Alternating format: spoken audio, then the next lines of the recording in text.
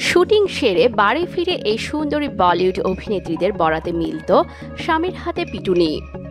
Social মিডিয়ার post ঘিরে ভোজপুরি তারকা পবন সিংয়ের হুমকির বিরুদ্ধে অভিনেত্রী অক্ষরা সিংয়ের মামলাটি মুম্বাই পুলিশে দায়ের করা হয়েছে কয়েকদিন আগেই। কিছুদিন আগে বিখ্যাত সঙ্গীত শিল্পী অভিনেতা মহসিন হায়দারের বিরুদ্ধে বাড়িতে তার মডেল স্ত্রী ফাতিমা সোহেলকে মারধরের অভিযোগ উঠেছিল।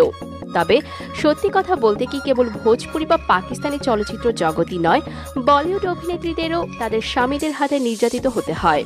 তেমনই কয়েকটি নমুনা হাতের কাছে রয়েছে। মীনা কুমারী। ভারতীয় চলচ্চিত্র মীনা কুমারীর অংশীদারিত্ব নিয়ে নতুন করে কিছু বলার নেই, কিন্তু তাকে স্বামীর হাতে বেধড়ক মার খেতে হতো বলে জানা গিয়েছে। গুরুদত্তের জীবনীকার আবরার অলভির বই থেকে জানা যায়, মীনার স্বামী কামাল আমরোহী সর্বদা তার সঙ্গে থাকতেন।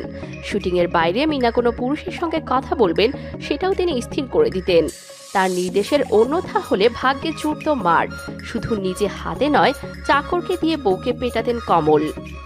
যুক্তামুখী। মিস ওয়ার্ল্ড তথা বলিউড অভিনেত্রী যুক্তামুখীর অভিযোগ নিয়েও কম হইচই হয়নি। তিনি যখন স্বামী প্রিন্স টুলির বিরুদ্ধে এফআইআর দায়ের করেন, তখন বিষয়টা স্পষ্ট হয়ে যায়। পুলিশ জানায়, যুক্তা স্বামীর বিরুদ্ধে হয়রানি, মারধর, অপ্রাকৃতিক যৌনাচারের অভিযোগ নিয়ে এসেছিলেন। এ ব্যাপারে মামলাও চলছিল।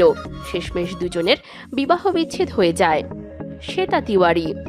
কসুটি জিন্দেগির মতো জনপ্রিয় টেলিভিশন সিরিয়ালের অভিনেত্রী শ্বেতা তিওয়ারিকেও কাজ শেষে বাড়ি ফিরে স্বামীর মারধরের মুখোমুখি হতে হয়েছে। তার দাবি এমনটাই। মারের প্রমাণ পাওয়া গিয়েছিল নাচ বালিয়ে নাম একটি রিয়েলিটি শোয়ে শ্বেতার মুখের দাগ থেকে। তিনি দাবি করেছিলেন, শুটিং সেরে ক্লান্ত শরীরে বাড়ি ফেরার পর তাকে স্বামী রাজা চৌধুরীর হাতে মার খেতে হতো। পরে দুজনের বিচ্ছেদ হয়ে যায়।